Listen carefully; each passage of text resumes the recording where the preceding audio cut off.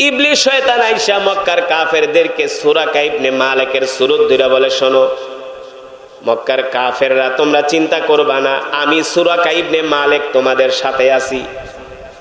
আমি তোমাদেরকে যুদ্ধের ময়দানে নেতৃত্ব দিয়ে নিয়ে যাব, আমি অগ্রভাগে থাকব। আক্রমণ হলে আগে আমার উপর হবে, আমি সবার আগে মুহাম্মদের সাথে মোকাবেলা করব, সবার আগে আমি মোকাবেলা করব। ইবলিস শয়তান বলতেছে, কথাটা ভালো করে খেয়াল করেন। ইবলিস শয়তান বলে, ভয় পাও না, আমি সর্বপ্রথম মুহাম্মদের সাথে মোকাবেলা করব, তোমরা ভয় পাও কেন? আমি মরলে না তোমরা মরবা। এবার আবু জেহেল কয়, তাইলে যাওয়া যায়, তাইলে ঠিক আছে, তাইলে চলো। এবার ইবলিস শয়তান মক্কার কাফেরদেরকে উত্তেজিত করলো। কি করলো? উত্তেজিত কইরা বলে, চলো যুদ্ধের ময়দানে। এবার ইবলিস শয়তান সবার আগে পতাকা নিছে। মক্কার কাফেরদের পতাকা কার হাতে? ইবলিস শয়তানের হাতে। ওই সূরা ইবনে মালিকের সূরা দুইটা নেতা সাইজাকে, আমার হাতে পতাকা দাও। তো ইবলিস শয়তানকে আমার হাতে পতাকা দাও। এবার সবাই উত্তেজিত হয়ে গেছে। আর ইবলিস শয়তান শুধু এই কথাই বলে না, অকালা লা গালিবা লাকুমুল ইয়াওমা মিনান নাসি ওয়া ইন্নী জারুল লাকুম ফালাম্মা তারাআতিল ফিআতানি নাকাসা আলা আকিবাইহি ওয়া ক্বালা ইন্নী বারিউম মিনকা ইন্নী আরা মা লা তারাউনা ইন্নী আখাফুল্লাহ আল্লাহু শাদীদুল ইকাব। এবার ইবলিস শয়তান পতাকা নিয়ে সবার আগে আগে হাঁটতেছে, আর মক্কার বড় বড় লিডাররা পিছনে পিছনে হাঁটতেছে। সবাই ঘোড়া আর তরবারি হাঁকায়া বদরের দিকে আসতেছে, বদরের দিকে আসতেছে। কিন্তু ইবলিস শয়তান তো অদৃশ্যের অনেক কিছুই দেখে, কিন্তু মানুষ তো আর সেটা দেখতে পায়। শয়তান যা দেখে মানুষ কি সেটা দেখতে পায় নাকি? আল্লাহ তাআলা কোরআনুল কারীমের মধ্যে বলছেন, বালা ইন তাসবিরু ওয়া তাত্তাকু ওয়া ইয়াতুকুম মিন ফাওরিহিম হাদা ইউমদিদুকুম রাব্বুকুম বিখামসাতি আলাফিম মিনাল মালাইকাতি মুসাউইমিন। নবী হে আমার, আমি আল্লাহ শুধু বদরের প্রান্তরে আপনাকে সাহায্যই করব না, আমি আল্লাহ বদরের প্রান্তরে আপনাকে সাহায্য করার জন্য 5000 ফেরেশতা পাঠায়া দিব। আসমান থেকে আপনাকে সাহায্য করার জন্য আমি আল্লাহ কয় হাজার ফেরেশতা? 5000 ফেরেশতা আমি আল্লাহ আসমান থেকে নাজিল করব জমিনে আপনাকে সাহায্য করার জন্য। সুবহানাল্লাহ বলে। এবার যখন আল্লাহ তাআলা 5000 ফেরেশতা আসমান থেকে পাঠাইতেছে, ফেরেশতাগুলো নামতেছে। ফেরেশতাগুলো কোথায় নামতেছে? ওই যে বদরের প্রান্তরে যেই পাহাড় নাম জাবালে মালাইকা, ওই জাবালে মালাইকার উপরে 5000 ফেরেশতা ডাল তরবারি নিয়া, জুব্বাওয়ালা, পাগড়িওয়ালা, লম্বা লম্বা, এক একটা 70 হাত 80 হাত লম্বা, এই ফেরেশতারা তরবারি নিয়া নামতেছে। এই দৃশ্য তো আর আবু জেহেলও দেখে না, আবু লাহিবও দেখে না, ওলীদ ইবনে মুগীরাও দেখে না। দেখে কে? কে দেখে? এই দৃশ্য শয়তানে দেখা কয়, বাবারে শুনলাম মুহাম্মদের 313 জন, এখন যে দেখতেছি হাজার হাজার লম্বা লম্বা জুব্বাওয়ালা, পাগড়িওয়ালা, তরবারি নিয়া, বড় বড় তরবারি নিয়া নামতেছে। এক একটা তরবারি হইল 20 হাত 30 হাত লম্বা। যুদ্ধ করা লাগবো না, খালি এক জায়গা থেকে একটা তাও মারবো, একটায় শেষ। এক জায়গা দিয়া খালি এমন করে একটা আসর মারবো, সবগুলা শেষ। এই দৃশ্য তো আর আবু জেহেলরা দেখে না। শয়তান দেখা ভয় পেয়ে গেছে। এবার শয়তান কয়, বাবারে আমি আর তোমাদের সাথে নাই, আমি আমার পথে হাঁটলাম। মক্কার কাফেররা আবু জেহেলের হাত ধরে, শয়তানের হাত ধরে সূরা ইবনে মালিকের সূরা ধরছে। কয়, তুই তো আমাদেরকে উত্তেজিত করে যুদ্ধে নিয়ে আইছিস, এখন তুই চলে যাবি কেন? আমি কেন চলে যাবো? এটা আমি তো দেখতেছি, তোরা তো দেখোস না। কয়, কি দেখতেছিস? কয়, দেখতেছি আসমান থেকে 5000 ফেরেশতা নামতেছে। কয়, কস কি? এগুলা কি মানুষ না? কয়, মানুষ না, এগুলা নিশ্চিত ফেরেশতা। আমি ওদের সম্বন্ধে জানি, একটাও জীবন নিয়ে মক্কায় ফিরতে পারবি না, একটাও জীবন নিয়ে মক্কায় ফিরতে পারবি না। আমি আর এই যুদ্ধে নাই, তোরা আর সামনে বাড়াইস না, আমি গেলাম।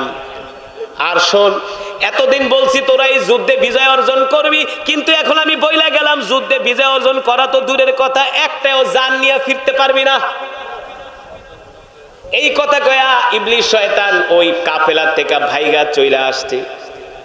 এইদিকে ওলীদ ইবনে মুগীরা মক্কার কাফেরদেরকে উত্তেজিত করে কয়, সূরা ইবনে মালিক হলো একটা মুনাফিক, ওর কথা বিশ্বাস করো না, তোমরা আমার নেতৃত্বে চলো।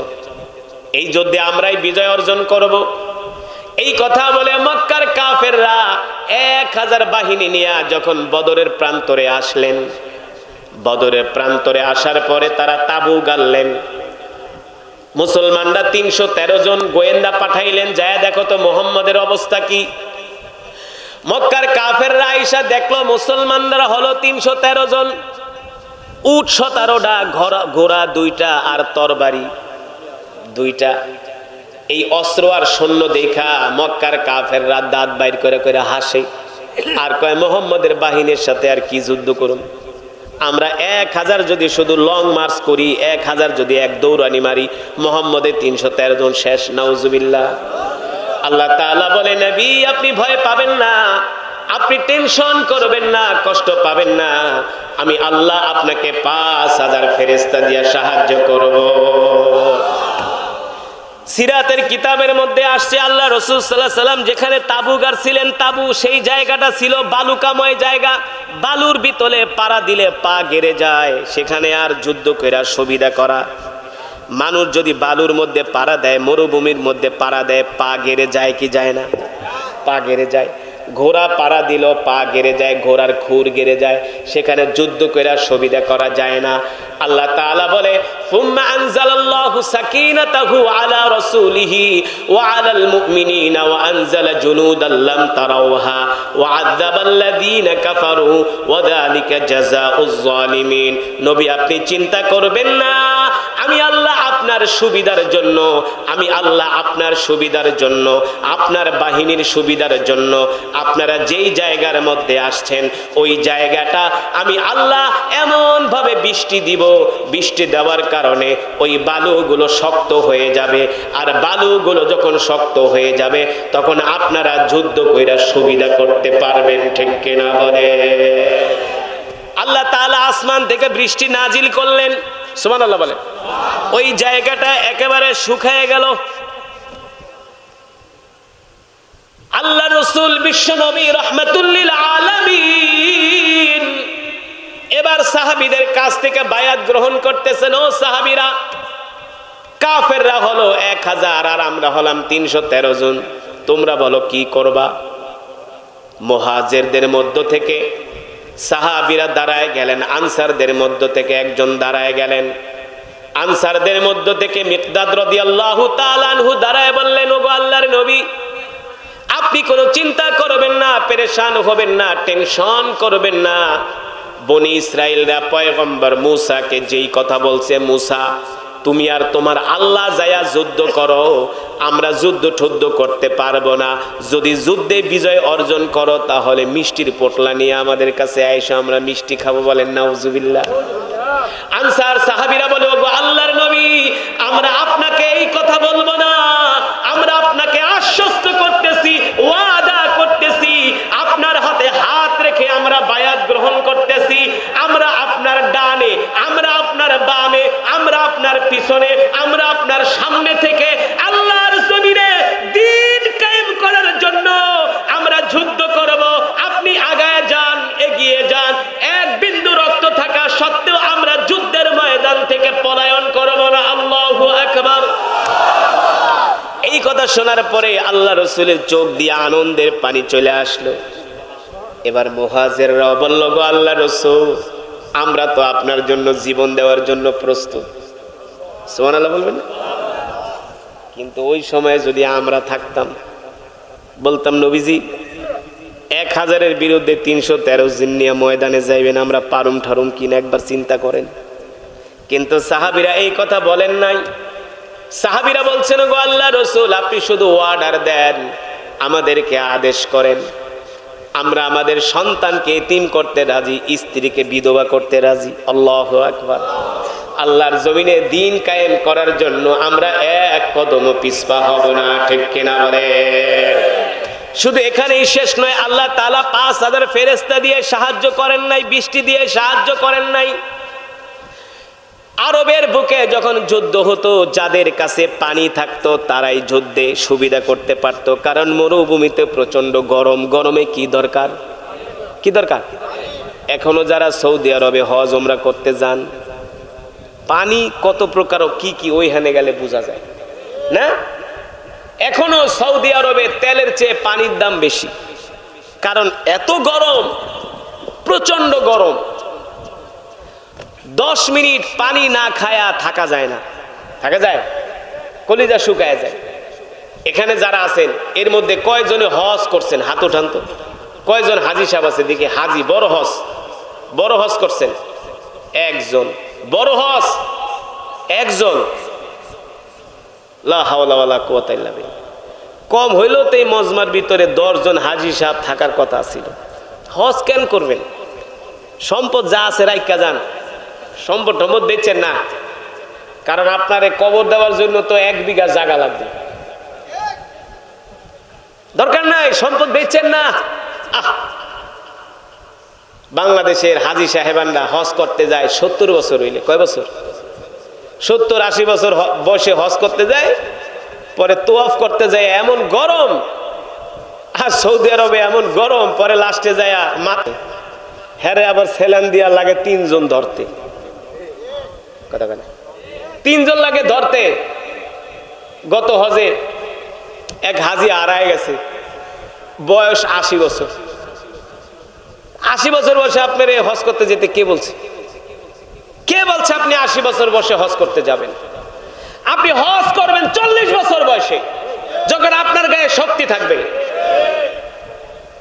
আল্লাহ রাসূল বলছেন, যার উপরে হজ ফরজ, হজ করার মতো যার কাছে অর্থ আছে, সে যদি হজ না করে মারা যায়, সে মুসলমান হয়ে মরুক, ইমানের উপরে মরুক, কিংবা অন্য কোন ভাবে সে মারা যাক, আমার রাসূলের দেখার বিষয় না। আমি রাসূল তাকে সুপারিশ করব না যদি আপনার উপর হজ ফরজ হয়। আল্লাহ রাসূল কত কঠোর ভাষায় সতর্ক করছে, কিন্তু আমাদের দেশের মানুষ হজ করতে চায় না। আপনাদের এই গ্রামের মধ্যে আমি চ্যালেঞ্জ করে বলতে পারি, মিনিমাম কম হলেও 50 জনের উপরে হজ করা ফরজ আছে, এমন সম্পদ আছে। ঠিক আমরা কি বুঝি না? আপনারা 1 বিঘা সম্পদ পেয়েছেন হজ করার জন্য, কার জন্য রেখে যাবেন? কার জন্য রাখবেন? আপনি যে হজ করছেন না, আল্লাহর ঘর, কত মজা আল্লাহর ঘর দেখতে। কথা বল, মজা না? এই শান্তি, আল্লাহর ঘর দেখলে যে একটা শান্তি হৃদয়ে, পৃথিবীর কোন ডিকশনারির ভাষা দিয়া বোঝানো যাবে। জীবনের প্রথম যখন আল্লাহর ঘর দেখলাম, বিশ্বাস করেন, আল্লাহু আকবার, জীবনের প্রথম যখন খানায় কাবায় চোখ দিয়ে দেখলাম, আর দেখার পরে আর কথা বলতে পারি না, হাউমাউ করে কান্না করে দিলাম। আল্লাহর ঘর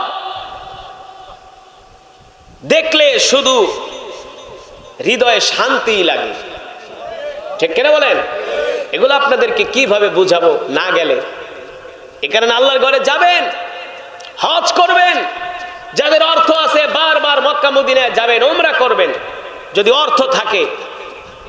আবার অনেকে অর্থ থাকলে আল্লাহর ঘরে যেতে পারে না, আল্লাহ তাআলার পক্ষ থেকে কবুলিয়াত থাকতে হয়, মঞ্জুরি থাকতে হয়। আল্লাহ, এ যুবক, সেই 1450 বছর আগে আল্লাহ রাসূলের সাহাবীরা আল্লাহর নবীর কোরআন শুনতে আসতো, আর কাফেররা ধরে ধরে সাহাবীদের উপরে অত্যাচার করত। রাসূলের সাহাবী হযরতে বেলাল, নাম কি? হযরতে বেলাল হাবশী রাদিয়াল্লাহু তাআলা আনহু আল্লাহর নবীর মজমায় আসতেন কোরআন শোনার জন্য। কাফেররা হযরতে বেলালকে মারতে মারতে বেহুশ করে ফেলাইছে, বেহুশ করে ফেলছে। হযরতে বেলালকে মারতে মারতে বেহুশ করে ফেলাইছে। আর বলছে, বেলাল, এ বেলাল, মুহাম্মাদের কোরআন শুনতে যেতে পারবি না। হযরতে বেলাল বলে, মক্কার কাফেররা আমাকে অত্যাচার করতে করতে আমাকে মেরে ফেলতে পারবা, কিন্তু আল্লাহ রাসূলের জবান থেকে কোরআন শোনার জন্য আমাকে 1 মুহূর্তের জন্য বিরত রাখতে পারবা না। কেমন ছিল সাহাবীদের ঈমান! কোরআনকে তারা কতটা ভালোবাসতেন! আল্লাহু আকবার! শুধু কোরআনকেই ভালোবাসেন নাই, এই কোরআনের জন্য রাসূলের সাহাবীরা জীবন পর্যন্ত দিয়েছেন, ঠিক কিনা বলেন? ঘটনা শোনাবো নাকি? হ্যাঁ, কোরআনের জন্য রাসূলের সাহাবীরা কিভাবে জীবন দিছে ঘটনা শোনাবো। কিন্তু ওঠাউঠি করা যাবে না, জমে জমে বসতে হবে, একজনও ওঠা যাবে না। রাজি আছেন? ওঠাউঠি করলে মোনাজাত দিয়ে দেব, কারণ আপনারা বেশি ব্যস্ত না আমি কথা না, এটা অন কইতে আপনাদের কষ্ট হইতেছে। আরে মি আপনারা তো 1, 2, 3 কিলো 5 কিলো দূরে যাবেন, আর আমি তো ওয়াজ করে যাব ঢাকা, তারপর বাউনবাড়িয়া জ্যাম তো আছি, কপাল ভালো হইলে ফজর সকাল 10টাও বাজতে পারে। তাই ব্যস্ততা কার বেশি? আমার আমার না না আপনাদের? তো আমি যদি বয়ান করতে পারি আপনারা শুনতে পারবেন না? আপনারা তো জমে জমে বসেই আছেন, মাশাআল্লাহ, জমে জমে বসে থাকেন, ওঠাউঠি করবেন না। যারা বাহিরে আছেন ভিতরে চলে আসেন, আল্লাহ সকলকে কবুল করুন। মুসলমান, যেটা বলছিলাম, আল্লাহ রসুলের সাহাবীরা কিভাবে জীবন দিয়েছে কোরআনের জন্য। ইসলামের ইতিহাসে একটা যুদ্ধ হয়েছে, ইসলামের ইতিহাসে সর্বপ্রথম যুদ্ধ, যার নাম হলো বদর। নাম শুনছেন? কোন যুদ্ধ? বদর। যেই বদরের প্রান্তরে আল্লাহ তাআলা আল্লাহর নবীকে সাহায্য করার জন্য 5000 ফেরেশতা পাঠিয়েছে। যেই পাহাড়ের উপর পাঠিয়েছে, যেই পাহাড়ে নেমেছে, ওই পাহাড়টা আমি আমার নিজের চোখে দেখে আসছি। এবারে হজের সফরে এইখানে বন্ধু বান্ধব মিলা যায় কক্সবাজার, অথচ যুবকদের উচিত ছিল টাকা পয়সা জমায়া 1-1.5 লাখ টাকা হইলে মক্কা মদিনা দেখবে। মক্কা মদিনায় আরবের মধ্যে এমন জায়গাগুলো আছে যেগুলো ইসলামের নিদর্শন। যেই পাহাড়ে 5000 ফেরেশতা আল্লাহ তাআলা নাজিল করেছেন, ওই পাহাড়টার নাম হলো জাবালে মালাইকা। ওই পাহাড়টা এখনো পর্যন্ত আছে, কিয়ামত পর্যন্ত থাকবে। আল্লাহু আকবার।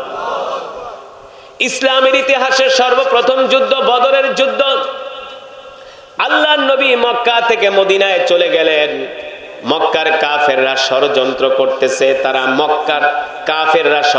করতেছে, তারা মদিনায় আক্রমণ করবে, মুসলমানদের উপর আক্রমণ করবে। আল্লাহর নবীকে তারা শান্তিতে থাকতে দিবে না। এই কথা ভেবে মক্কার কাফেররা 1000 সৈন্য রেডি করছে। কয় হাজার? 1000 সৈন্য রেডি করে তারা মক্কা থেকে রওনা দিয়েছে বদরের দিকে যুদ্ধ করার জন্য। এইদিকে আল্লাহর নবী বিশ্ব নবী রাহমাতুল লিল আলামিন যখন এই খবর শুনতে পেলেন, আল্লাহর নবী 313 জন সাহাবীদেরকে প্রস্তুত করলেন। কতজন? 1000-এর পরিবর্তে 313 জন। 1000-এর পরিবর্তে 313 জন সাহাবী আল্লাহর রাসূল যুদ্ধ করার জন্য। আল্লাহর নবী যখন শুনলেন কাফেরদের সৈন্য সংখ্যা হলো 1000, কিছুটা আল্লাহর নবী চিন্তায় পড়ে গেলেন, টেনশনে পড়ে গেলেন, পেরেশানিত হয়ে গেলেন। আল্লাহ তাআলা ডাক দিয়া বলে, হাবিব, আপনি টেনশন করবেন না, চিন্তা করবেন না, পেরেশান হবেন না। আমি আল্লাহ আপনাকে বদরের প্রান্তরে বিজয় দান করব। জোরে বলেন আল্লাহু আকবার। আপনাকে আমি আল্লাহ, কে বলছেন? আল্লাহ তাআলা নবীকে সুসংবাদ দিতেছেন, আমি আল্লাহ আপনাকে বিজয় দান করব, আপনি চিন্তা করবেন না।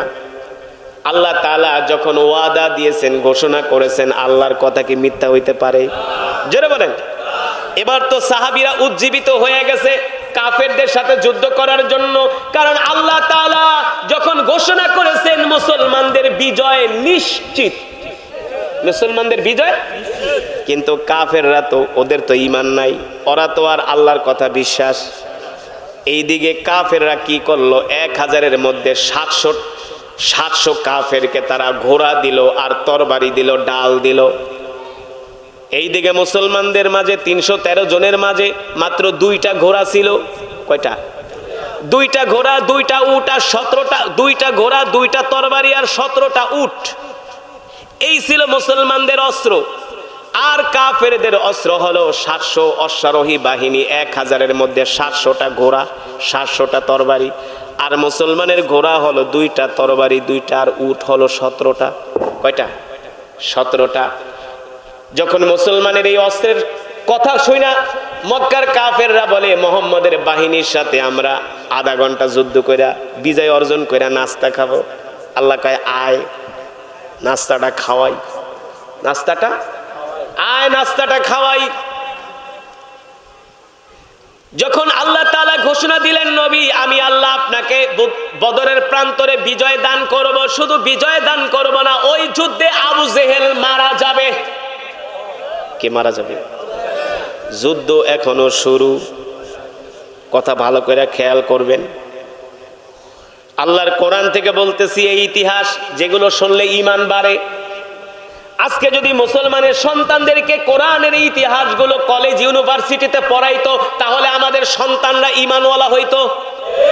তাদেরকে কলেজ ইউনিভার্সিটিতে এই ঘটনাগুলো পড়ানো হয় না, কোরআন হাদিস থেকে শেখানো হয় না। এই কারণে আমাদের সন্তানদের ঈমান। আল্লাহ তাআলা বলতেছেন, নবী আমি আল্লাহ আপনাকে বদরের প্রান্তরে বিজয় দান করব, শুধু বিজয় দান করব না, এই যুদ্ধে আবু জেহেল মারা যাবে, আবু লাহাব মারা যাবে, উতবা মারা যাবে, সাইবা মারা যাবে।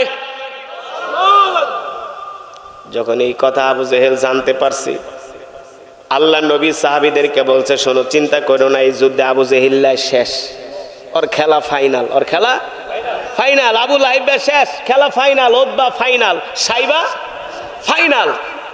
এই কথা শোনার পরে মক্কার কাফের আবু জেহেল ভয় পেয়ে গেছে। আবু জেহেল আবু লাহাবের বাড়িতে যায়, কয় দোস্ত শুনছস নি, মোহাম্মদ কিন্তু বলছে এই যুদ্ধে গেলে কিন্তু আমাদের খেলা ফাইনাল। উতবা কয়, মোহাম্মদ বলছে এই যুদ্ধে গেলে আমরা আর জীবিত ফিরে আসবো। এবার মক্কার কাফেররা ভয় পেয়ে গেছে। আবু জেহেল কয়, দোস্ত তাইলে আমি এই যুদ্ধে যাবো না। আবু জেহেল কি কয়? আবু লাহাব কয়, দোস্ত তুমি হইলা বড় নেতা, তুমি যদি না যাও তাহলে আমিও যাবো না, কারণ আমিও তো ফাইনাল, আমিও যাবো না। উতবা সাইবা কয়, শোনো, আবু জেহেলের কাছে আইসা আবু জেহেলরা খুশি করে কয়, নেতা গো শোনো, মোহাম্মদকে আমরা শত্রু মনে করি, মোহাম্মদকে আমরা বিশ্বাস করি না, কিন্তু মোহাম্মদ যে নবী এর মধ্যে কোনো সন্দেহ। তো মোহাম্মদ যেহেতু বলছে ওস্তাদ, তার মানে এই যুদ্ধে গেলে আমরাও মরমু, আমরাও যুদ্ধে যাব। আবু জেহেল যুদ্ধে যাইতে ভয় পায়, গেলেই মরবো। আবু লাহাবও ভয় পায়, উতবাও ভয় পায়, সাইবাও ভয় পায়। ওলীদ ইবনে মুগীরার কানে গেল, আবু জেহেল পিছু টান দিছে, আবু লাহাব পিছু টান দিছে, তারা যুদ্ধে যাবে না, ভয় পেয়ে গেছে, গেলেই তারা মারা যাবে। এবার ওলীদ ইবনে মুগীরা আবু জেহেলের বাড়িতে আইসা বলে, আবু জেহেল তুমি কি আমার মান সম্মান নষ্ট করবা না? কে কয়, কি হয়েছে? তুমি বলে যুদ্ধে যাইবা না। যুদ্ধে কেমনে যাবো? গেলেই তো মইরা যাবো, মোহাম্মদ বলছে, আর জীবিত ফিরে আসতে পারবো না।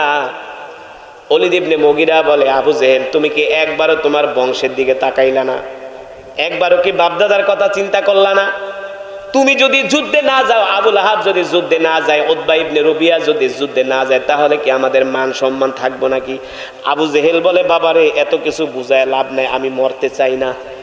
কে মরতে চায়? কেউ মরতে চায়? আর ওরা তো কাফের, ওরা তো আরো মরতে চায় না, কারণ খসিরত দুনিয়া ওয়াল আখিরা, মইরা গেলে অগত দুনিয়াও শেষ, আখিরা তো শেষ। কাফেররা হলো যতদিন দুনিয়ায় আছে ততদিন খায় দেয়, ফুর্তি করে, মইরা গেলে ওদের মায়ের ছাড়া আর আগুন ছাড়া কোনো উপায় নাই, ঠিক কিনা বলেন? আর মুসলমান যদি মারা যায়, নামাজ যদি না পড়ে, মায়ের মুড় খায়া হইলো জান্নাতে যাইব। আর যদি ইমানদার হয়, তাহলে মরার সাথে সাথে তার কবরটা জান্নাতের বাগান হয়ে যাইব। তার মানে মুমিন মরে গেলে সাথে সাথে জান্নাত, ঠিক কিনা বলেন? এই দিক দিয়া মক্কার কাফেররা যুদ্ধে যাইতে ভয় পায়, আর ওই দিক দিয়া মদিনার সাহাবীরা যুদ্ধে আসার জন্য পাগল হয়ে গেছে। আল্লাহু আকবার। কারণ সাহাবীরা শহীদ হইলেই জান্নাত, ঠিক কিনা বলেন? কোন ক্রমেই আবু জেহেল যুদ্ধে আসবে না। এবার ওলীদ ইবনে মুগীরা কয়, শোনো আবু জেহেল, তুমি যদি যুদ্ধে না যাও তাহলে তো তুমি পুরুষ হই না, তুমি মহিলা। তাইলে একটা কাজ করি, তোমার আইনা কিছু চুরি কিনা দিই, চুরি পুরা ঘরে বসে থাকো। সত্য ঘটনা। তাইলে চুরি কিনা দিই, চুরি পুরা ঘরে বসে থাকো, মহিলাদের মতো তোমাদের যুদ্ধে যাওয়ার দরকার নাই। আবু জেহেল কয়, না না আমি যাবো না। এইদিকে ইবলিস শয়তান, কি বড় শয়তান, কিতাবের মধ্যে আসছে তাফসীর ইবনে কাসিরের মধ্যে, মক্কার কাফেরদের একজন লিডার ছিল যার নাম হলো সুরাকা ইবনে মালিক। এই সুরাকা ইবনে মালিকের সুরত ধরে ইবলিস শয়তান আইসা মক্কার মানুষদেরকে বুঝায়। আল্লাহ তাআলা সেই কথাটা কোরআনের মধ্যে কোট করেছেন, ওয়া ইয যায়্যানা লাহুমুশ শাইতানু আ'মালাহুম وقال لا غالب لكم اليوم من الناس وإني جار لكم فلما تراءت الفئتان نكص على عقبيه وقال إني بريء منك إني أخاف الله الله شديد العقاب আল্লাহর নবীকে রাস্তা দিয়ে হাঁটতে দেয় নাই। আল্লাহর নবী রাস্তা দিয়ে হাঁটলে মক্কার কাফেররা রাস্তার ভিতরে কাটা বিছিয়ে দিত। শুধু এই কোরআনের জন্য রে যুবক, কাল হাসরের ময়দানে আল্লাহর নবী যখন বলবেন ইয়া উম্মতি তাআলাও, আসো উম্মত, আমি আজকে আল্লাহর কাছে তোমাদের জন্য সুপারিশ করব। তোমরা যারা আমার উম্মত, তোমাদেরকে আমি নবীর সাথে নিয়ে জান্নাতে যাব। সুবহানাল্লাহ করবেন না? এটাও শিখাই দিতে হয়। নবীর সাথে জান্নাতে যাইতে চান না? হ্যাঁ, আল্লাহু আকবার। আল্লাহর কোরআন এমন এক কিতাব, আল্লাহ রাসূলের হাদিস যুবক আমি বানিয়ে বলছি না। আল্লাহর নবী বলেন আল কোরআন হুজ্জাতুল লাকা ওয়া আলাইকা, আল কোরআন হুজ্জাতুল লাকা ওয়া আলাইকা। আল্লাহর নবী বলেন কাল হাসরের ময়দানে আল্লাহর কোরআন কারো পক্ষে সুপারিশ করবে। কি করবে? কারো জন্য সুপারিশ করবে আল্লাহর কোরআন। সুবহানাল্লাহ বলেন। যে কোরআন আমি আপনাদের সামনে পড়েছি, এই কোরআন কারো জন্য সুপারিশ করবে, যার জন্য জাহান্নামের আসামি হয়ে যাবে, আমল নামা বাম হাতে দিবে, এমন ব্যক্তিরা জাহান্নামের আসামি হয়ে যাবে। তখন আল্লাহর কোরআন ডাক দিয়া বলবে, আল্লাহ আপনি আপনার এই বান্দাকে জাহান্নামে দিতে পারবেন না। কেন? একদিনের জন্য হলেও আপনার বান্দা আমার কোরআন শুইনা চোখের পানি ফেলছে, এদের জন্য আল্লাহর কোরআন সুপারিশ করবে। হাদিসের মধ্যে আসছে, যারা এই দুনিয়ার জমিনে কোরআনের জন্য জীবন দিছে, কি দিছে? জীবন দিছে, জান দিছে, মাল দিছে, সময় দিছে, যখন হাসরের ময়দানে তাদেরকে ওঠানো হবে, আল্লাহর কোরআন যে বলবে, আল্লাহ যেখানে এলাকার মধ্যে ওয়াজ মাহফিল হইতো, আপনার এই বান্দা কোরআন পড়তে পারতো না, কিন্তু আলেম ওলামার জবানে কোরআন শোনার জন্য চলে যেত। আমি কোরআন সাক্ষী দিতেছি,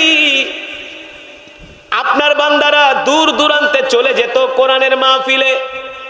রাত্রবেলা ভাতও খাইতে পারতো না। এই মজমার মধ্যে এখানে অনেক মুসলমান আছেন, অনেক যুবক আছেন, দূর দূরান্ত থেকে আসছেন, রাত্রবেলা এখনো খানও নাই। আছে কি? আছে না? কোরআনের মহব্বতে আসছেন, আপনি কি মনে করছেন আল্লাহকে আপনাকে এমনিই ছেড়ে দিবে? আল্লাহ আপনাকে উত্তম পুরস্কার দিবে, উত্তম পুরস্কার দিবে। আল্লাহু আকবার। আল্লাহর কোরআন বলবে, মালিক আপনার এই বান্দা কোরআন শোনার জন্য দূর দূরান্ত থেকে গভীর রজনীতে হাইটা আসছে, কয়েক কিলোমিটার হাইটা আসছে, কয়েক কিলোমিটার। আমরা অনেক ওয়াজ মাহফিলে যাই, মাহফিল শেষ করে যখন গাড়ি চালায় যাই, দেখি দলে দলে যুবকরা হাইটা যাইতেছে। মাঝে মাঝে গাড়ি থামায় ডাক দিয়ে, দিকে আসো। কোত্থেকে আসছো? বলে হুজুর অমুক গ্রামতে। কয় কিলোমিটার? বলে মিনিমাম 3 থেকে 4 কিলো। তা হাঁটতেছো কেন রাত্রেবেলা? বলে হুজুর আপনার তেলাওয়াত শোনার জন্য আসছিলাম, কিন্তু এত রাত্রে তো গ্রামের দেশ, অটো গাড়ি ঠাড়ি বন্ধ হয়ে গেছে। এই কথা শোনার পরে তাদের জন্য দিল থেকে একটা দোয়া আসে কি আসে না? যুবকদেরকে বলি, ওঠো আমার গাড়িতে ওঠো, তোমাদেরকে আমি একটু আগায় দিই। বলে হুজুর কি বলেন? দরকার নাই হুজুর, দোয়া করেন আমরা যাইতে পারবো। শুধু এই কথাই বলে না, বলে হুজুর দোয়া করেন যাতে পুরা জীবনটাই আল্লাহর কোরআনের উপরে কাটাইতে পারি। জোরে বলেন সুবহানাল্লাহ। এমন যুবক আছে কি আছে না? জোরে বলেন আছে কি আছে না? এরা হলো জান্নাতি যুবক।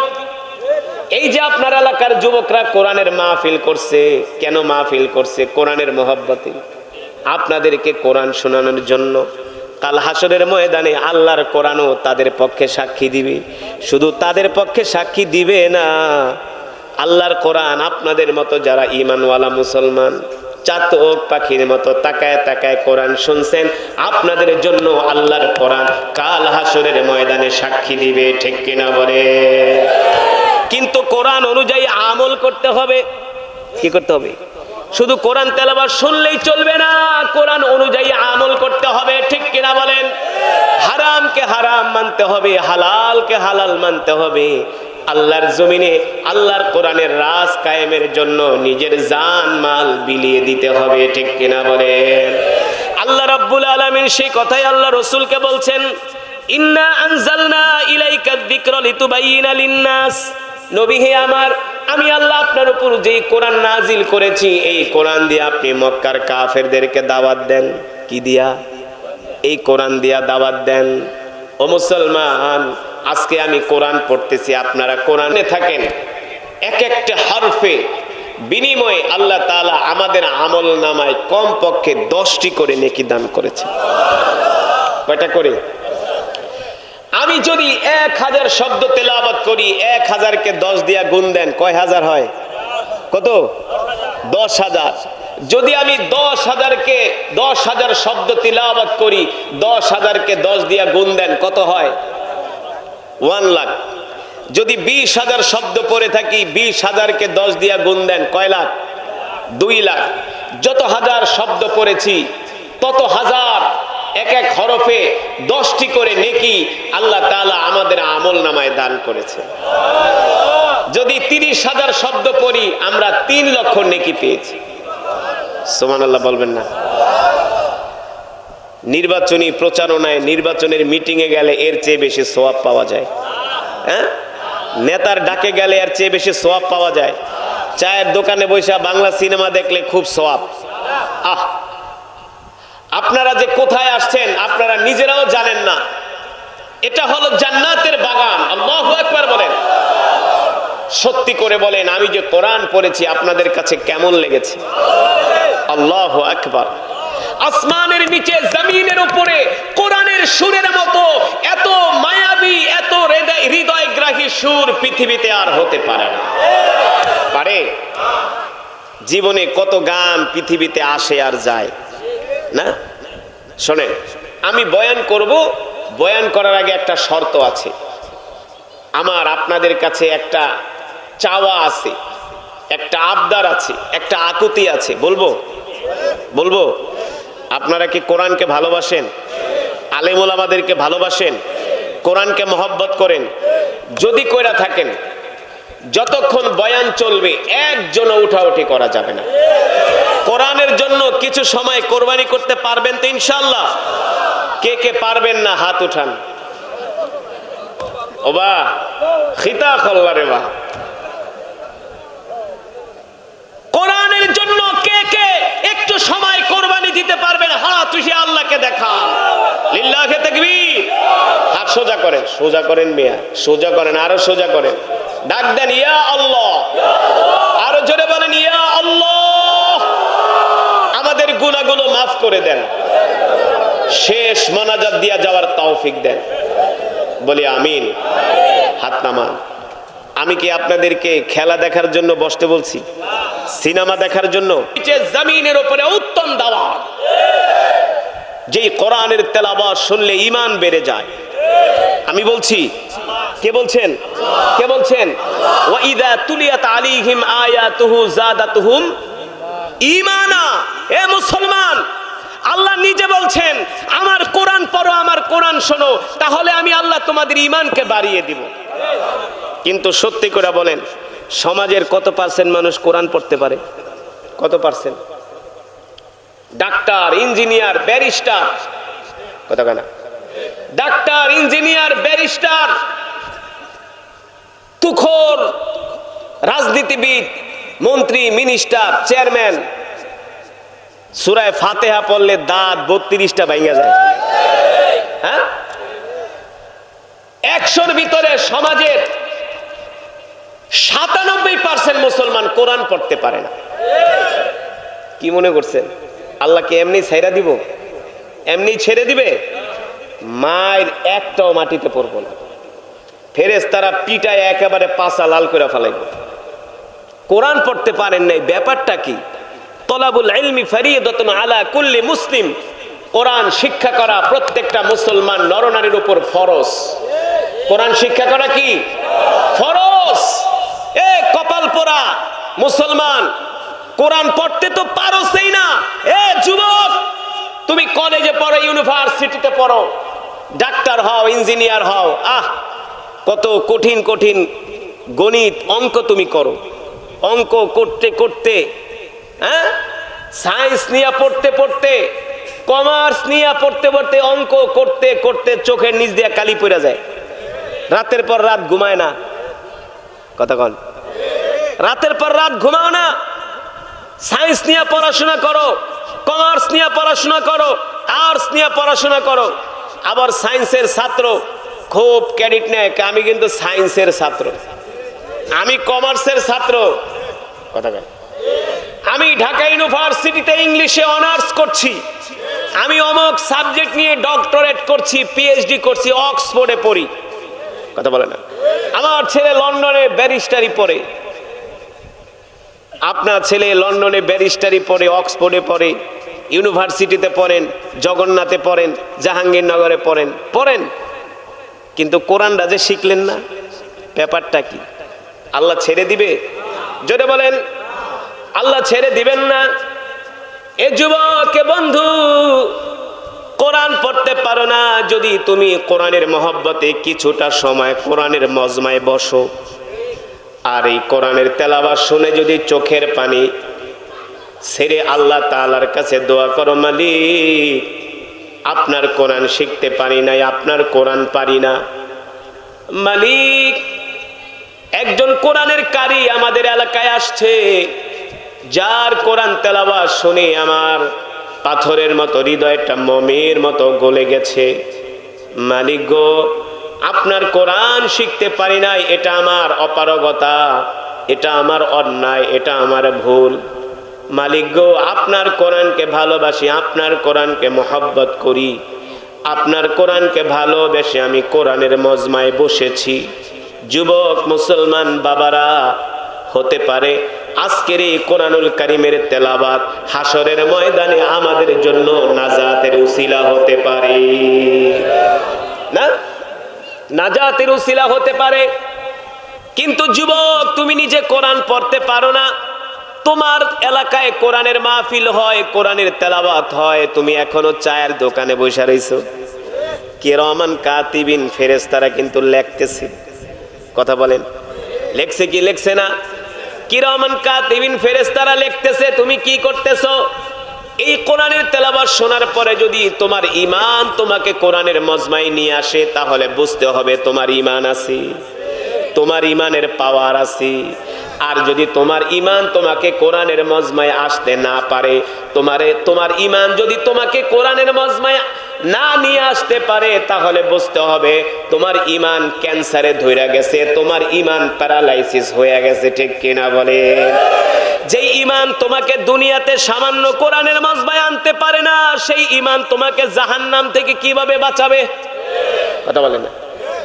অথচ এই কোরআনের জন্য আল্লাহর নবী উহুদের ময়দানে, বদরের প্রান্তরে রক্ত দিয়েছেন। এই কোরআনের জন্য, এই কোরআনের জন্য রাসূলের সাহাবীরা জীবন দিয়েছেন।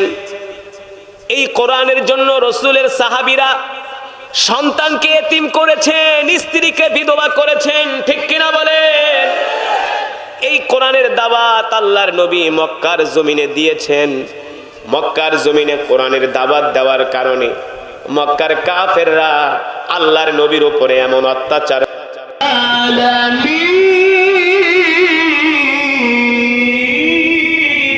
আল্লাহু আকবার, আল্লাহু আকবার, মাশাআল্লাহ।